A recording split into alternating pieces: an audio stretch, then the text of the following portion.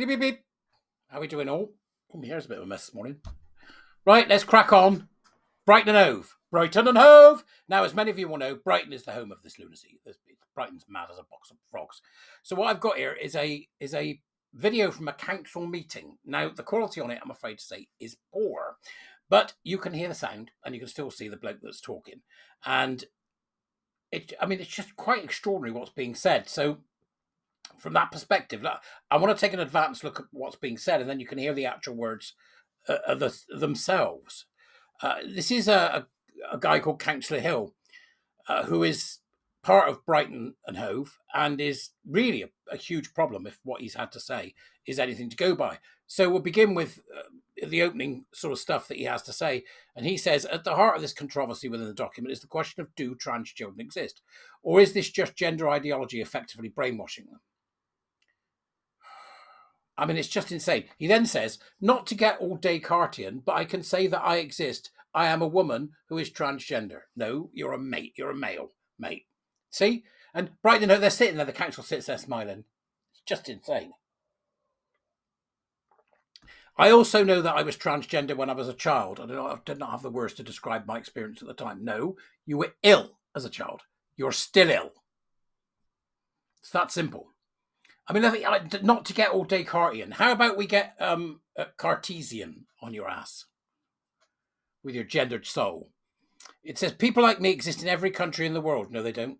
Even in the most repressive regimes on this planet. Well, that's generally because they trans gay men, which is strangely enough what you're doing with your nice little module for schools. Treating our existence as ideology and as a disease won't make us disappear. Actually, it will.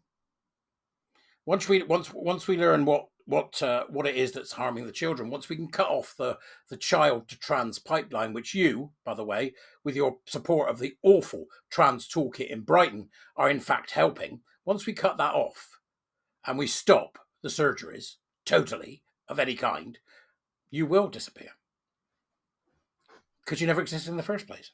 Where are they all? Where's all the suicidal trans people pre-2000? Where's the bodies of all the children in the 1900s? You're just a liar, right? So that's the sort of thing that's being said here. Fears surrounding this document, which is the trans toolkit, hark back to the 1970s anti-gay advocates who talked about homosexualism. No, it doesn't. You know why it doesn't? Because homosexuality is seen across species and has been around for thousands of years. We know that because we've got the historic records. Unfortunately, there isn't any historic records about such a thing as trans, or the idea of a gender identity, that soul that slipped into a flesh sack.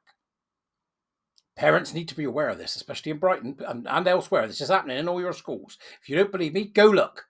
Okay, go and look at the work of the Safe Schools Alliance. Go and look at the work of the people that are actually doing something. Because this video originally came from a site called Wall of Silencing Brighton, which is a YouTube channel. So you can go and look at them if you like, see what they're up to. They're talking about homosexualism. But there is no homosexualism or gender ideology. No, there was no homosexualism. There was just homosexuality. Except the problem is that homosexuality existed before the idea of homosexualism. Gender ideology didn't exist, did it? At all in any form. But cross-dressing men did. Gusset fumblers.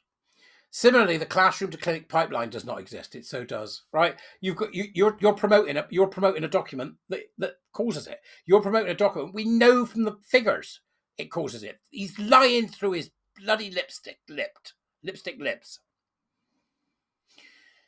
People like me exist. People like me. Yeah, you don't exist. You don't exist in any other way that you're wearing the clothes that we normally associate with being a woman and pretending you're a woman by playing out women face. And then he goes on to say, you'll see, just have a listen in a minute. Let me finish my rant because I'm angry about it. I think it's important to reflect on an instance which is talked about within the document, which is where there's an instance where a family is not aware of a child choosing to socially transition, and the school is. This document has envisaged specific circumstances where there is, for safeguarding reasons, an instance where you would not tell a family of a child's choice to socially transition. Absolutely appalling. If a child says that they want to socially transition, the child is mentally unwell. And the parents should be informed immediately that the child is pretending they're something they're not. Exactly the same as if he said, I'm a cat, or, I'm Quint from Jaws. What do you mean? You're going to need a bigger boat. I don't care. As it was Brodie said that. Right, I don't care. This is the kind of thing that this guy is pushing. And it is extremely worrying that he's also saying that trans people are undergoing conversion therapy and that the important thing that matters is Gillick competence. Gillick competence does not give you the absolute carte blanche to think that you're something you're not and subsequently put yourself on a train that will end with you mutilating your own genitals and ruining the rest of your life because you can't have sex. Right? This is the kind of guy who's a serious problem in my book. Right? And there he is, Brighton and Hove Council. So I'll leave it to you. You have a look. Let me know what you think, as usual, in the Dubris. That's the important thing. But I think it's disgraceful behaviour. Over to you. I am now going to ask Councillor Hill.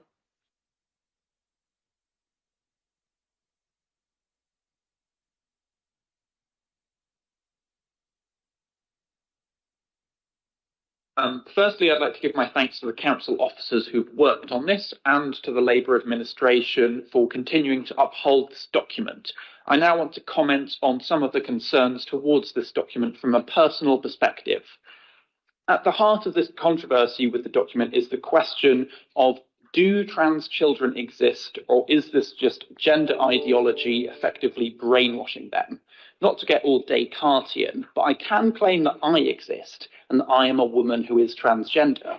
I also know that I was a child and that I was transgender when I was a child, although I did not have the words that could describe my experience at that time. People like me exist in every country in the world, even in the most repressive regimes on this planet. Treating our existence as an ideology and as a disease won't make us disappear. Fears surrounding this document hark back to 1980s anti-gay advocates who talked of homosexualism, but there is no homosexualism or gender ideology, just trans and queer people. Similarly, the classroom to clinic pipeline does not exist, but people do, people like me. They are both students and teachers in our schools, and we need the guidance to support them. We've heard concerns specifically towards All Sorts, which is a non-judgmental and non-directive organisations, which means that they do not tell people how they should present or describe themselves. They do not advise, recommend, or direct children, young people, or families to seek or take medical pathways or to seek out specific medical practitioners. Neither are our schools encouraging this. I think it's important to reflect specifically on an instance which is talked about within the document of when there is an instance where a family is not aware of a child choosing to socially transition and the school is. The document has envisaged specific circumstances where there may be, for safeguarding reasons, an instance where you would not tell the family of the child's choice to socially transition. That is something that's not envisaged in the draft guidance made under the Conservative government by Kemi Badenoch. I think it's very important that we have envisaged that under this document and that multiple iterations of this document have envisaged that, because we know there are high numbers of people who become homeless who are LGBT+. That's because, unfortunately, they're not always accepted when they are outed. Similarly, there are people who are subject to conversion therapy and also to violence as a result of this. So I think it's incredibly important that we have clear guidance for schools on this matter, but also that it's legally consistent. So I think we need to ensure that we're compliant with Gillick competence, just as we would be with any other child. And we wouldn't ask a parent of a gay child if it's okay to call them gay. So we must use the same argumentation for that. I think the context of this is really important. Obviously, we've had a recent declaration from the new US government claiming that trans and non-binary people do not exist. And this will have an effect on the politics of our country and within our schools. And we know from the Equalities Impact Assessment that our children face exceptional levels of bullying if they are transgender.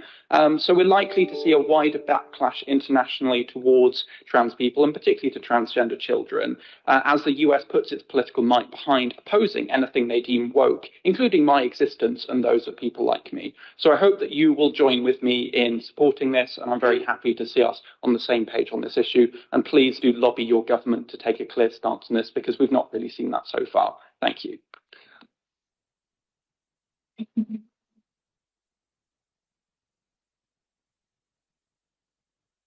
Thank you, Councillor Hill, for your bravery and your advocacy.